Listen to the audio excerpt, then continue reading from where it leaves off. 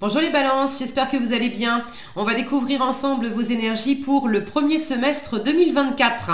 Alors, comme d'habitude, vous prenez uniquement ce qui résonne pour vous. Je vous rappelle que c'est une météo, c'est un tirage général et ça ne peut pas parler de la même façon à tout le monde.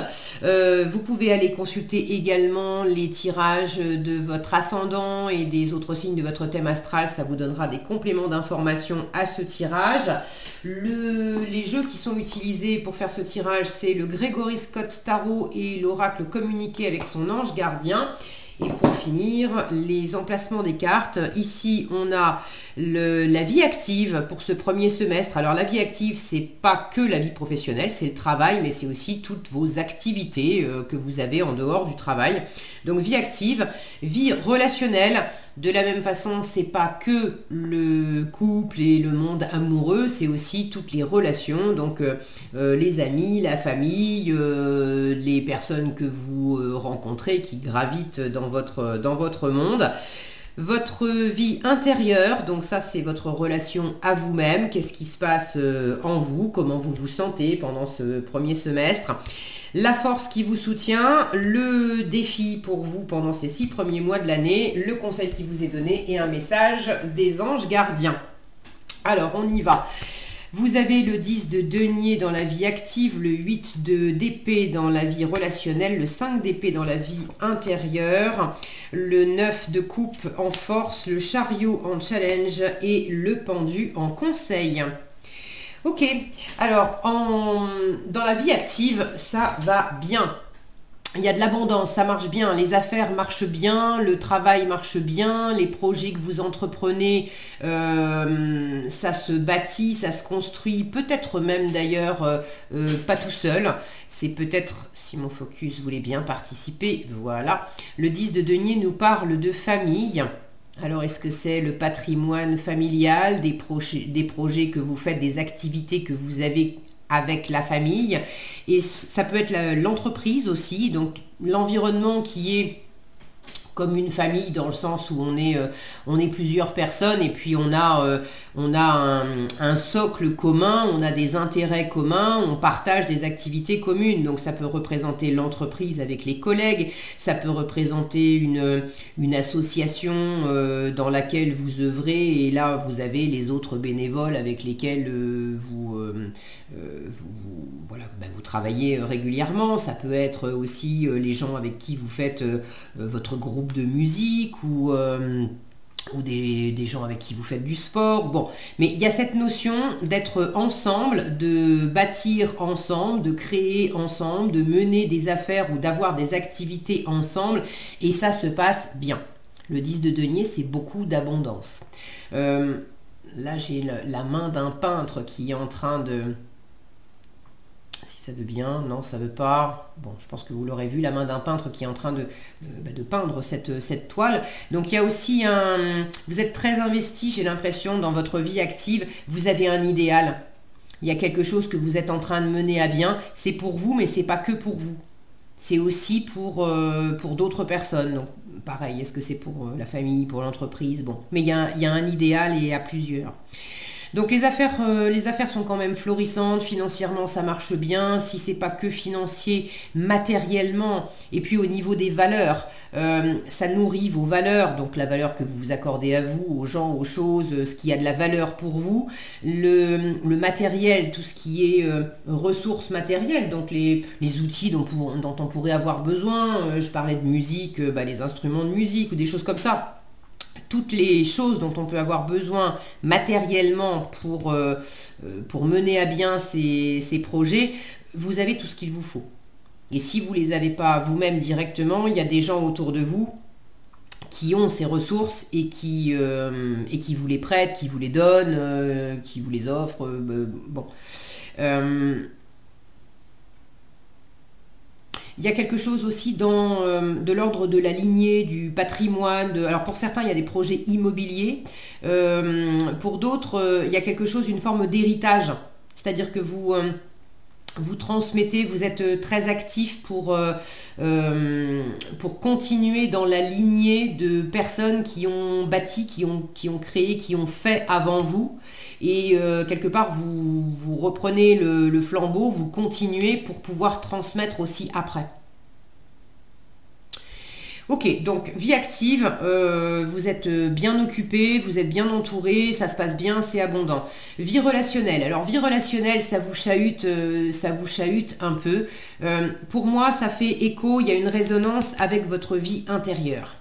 Dans la vie relationnelle, il y a du lâcher-prise à opérer. Vous pouvez vous sentir coincé, limité, entravé. Vous pouvez avoir l'impression aussi que c'est un peu chaotique dans le relationnel.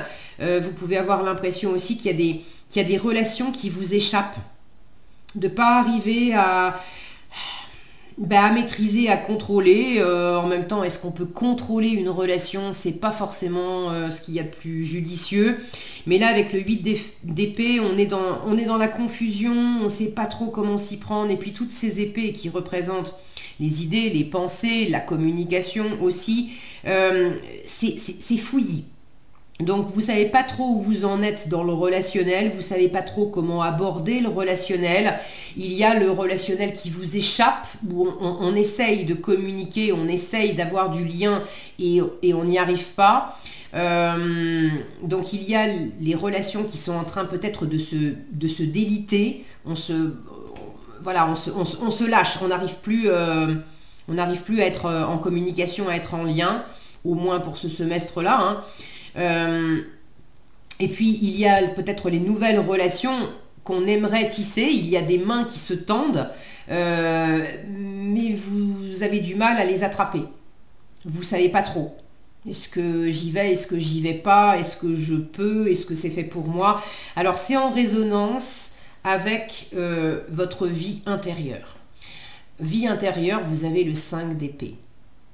Ça, c'est la relation entre vous et vous. L'image est quand même parlante. Vous êtes critique vis-à-vis de vous. Vous êtes dur vis-à-vis de vous. Il y a quand même une part de vous qui en écrase une autre, qui en humilie une autre, qui en critique une autre. Le 5 d'épée, c'est l'auto-sabotage. Donc il y a des choses pour lesquelles vous vous sabotez. Visiblement, c'est beaucoup plus dans le relationnel que dans la vie active, dans le matériel, dans le financier. Alors, ça a une résonance parce que la relation à l'autre, c'est le miroir de la relation aussi qu'on a à soi-même. Donc s'il y a quelque chose qui n'est pas très en phase en vous, où vous vous dites que vous ne méritez pas, que vous n'êtes pas capable, que vous êtes trop ceci, pas assez cela, pas assez intelligent, que vous n'allez pas plaire aux autres, que ça ne va pas être intéressant ce que vous dites, ou des choses comme ça. Évidemment, vous amenez ça dans la relation à l'autre, qu'elle soit déjà existante ou que vous soyez en train de créer de la relation, vous amenez ça. Donc là, écoutez, c'est intéressant de le savoir à l'avance parce que ça va vous permettre de pouvoir ajuster les choses. Je vais tout de suite vous parler du conseil qui vous est donné, du conseil global pour ce premier semestre. Avec le pendu, on vous invite à lâcher prise. Le 8 d'épée vous parle aussi de lâcher prise. Donc s'il y a des choses qui vous échappent au niveau relationnel, laissez faire. Vous faites votre part et puis après, ce qui vous échappe, ça vous échappe et ça a sans doute, très certainement, sa raison d'être. Le pendu vous parle également de sacrifice, d'observer où est-ce que vous vous êtes limité, sacrifié, diminué. Donc d'observer ça pour éviter de continuer à le faire. Et le pendu vous invite à regarder les choses sous un autre angle. Donc là où vous avez l'impression d'être limité, d'être perdu, d'être dans la confusion avec les autres, là où vous avez l'impression d'être trop ceci, pas assez cela, et en tout cas, ça vous fait... vous êtes critique vis-à-vis de vous, vous vous jugez, vous vous rabaissez, où vous avez l'impression que ce que vous percevez de l'environnement, c'est que on va pas vous aimer, ou on va... la communication est stérile, c'est des batailles d'ego. Le 5 d'épée, avec soi-même, c'est de l'auto-sabotage, et avec l'environnement, c'est de la bataille d'ego. Donc, et ça se répond. Donc là, pour toutes ces choses-là, le pendu vous invite à regarder les choses autrement. Parce que en force, vous avez quoi en force? Vous avez un magnifique 9 de coupe.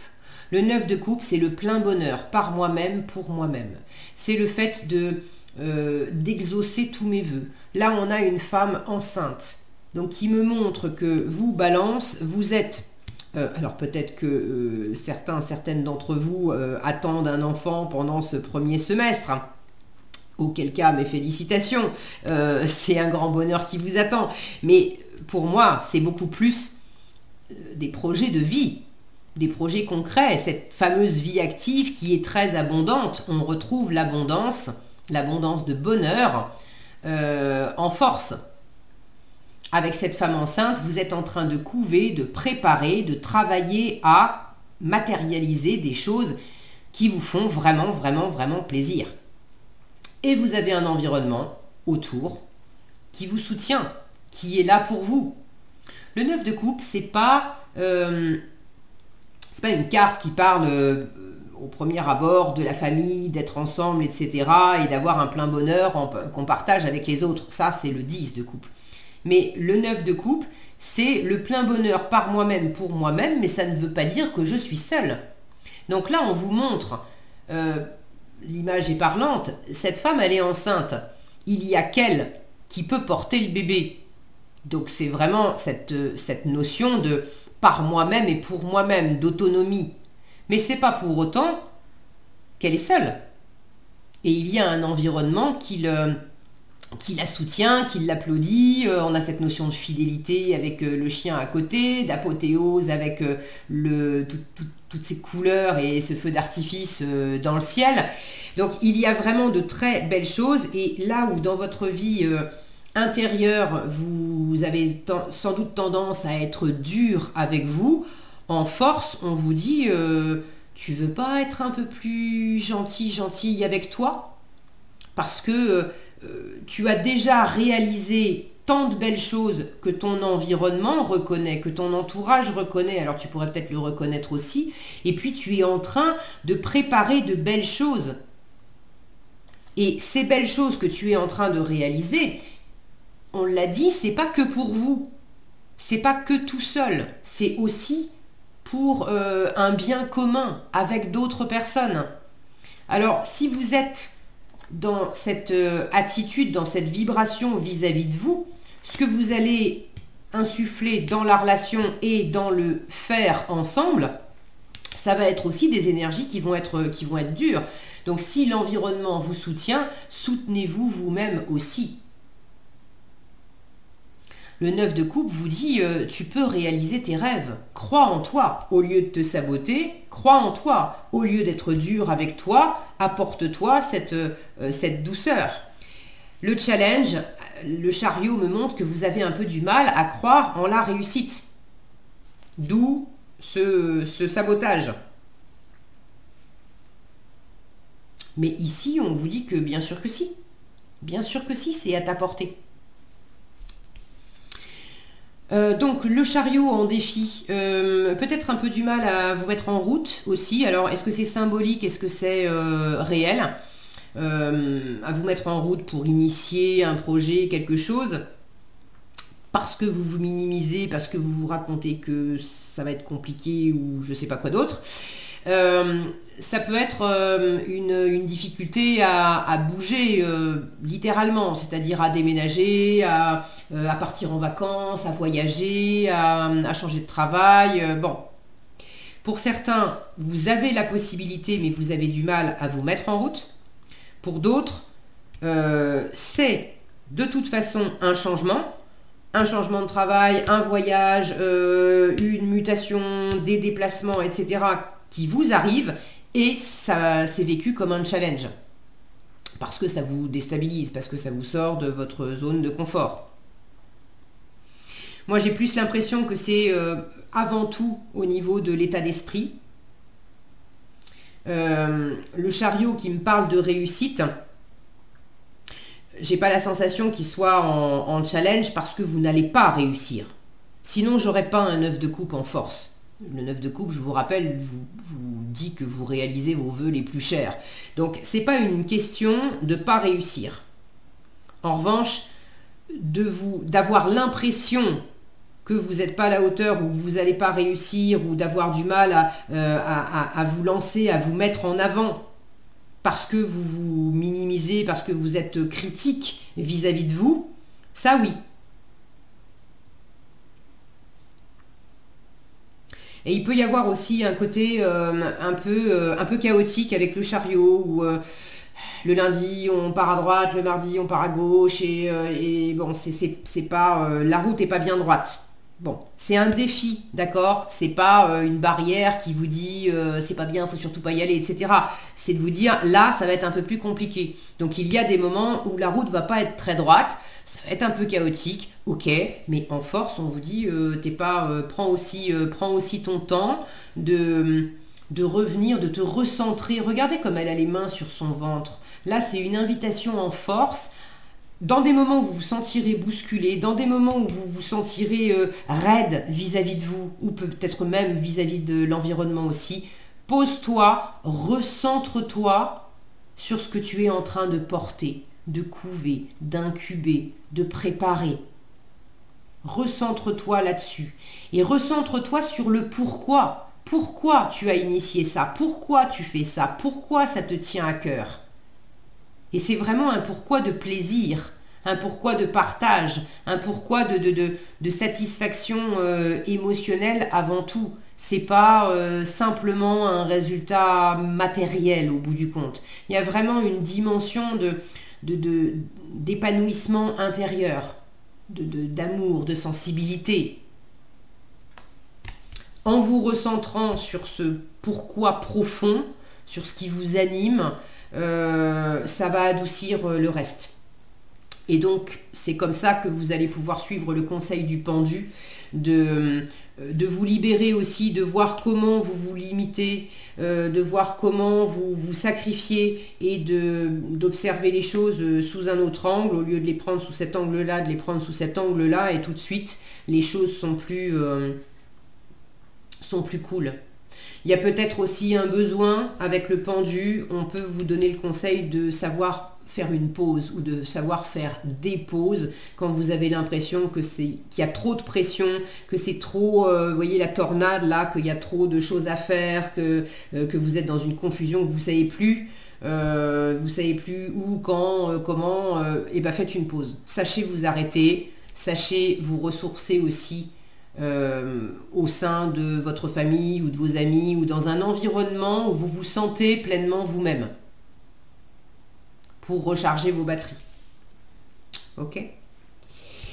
Voilà. Et puis aussi, ces anges-là, la main qui arrive du ciel là, sachez également lâcher prise sur le contrôle dans la matière. Vous faites votre part au mieux, mais sachez également vous en remettre à votre équipe de l'invisible et demander, parce que tout le monde de l'autre côté, là, de l'autre côté du voile, tout le monde respecte profondément notre libre arbitre, à nous les humains. Donc si vous ne demandez pas, vous ne recevez pas. Donc demandez à votre ange gardien, à votre équipe de l'invisible, et vous aurez du soutien. Ok ? Allez, le message qui vous est donné, les professeurs d'âme. Votre ange gardien vous dit: la véritable mission de tous les parents sur Terre est d'enseigner aux enfants ce qu'ils savent et ce qu'ils ont appris. Tout cela avec patience, persévérance et amour. Je vous parlais de transmission ici. Il y a cette possible transmission là aussi, puisque on a une future maman enceinte.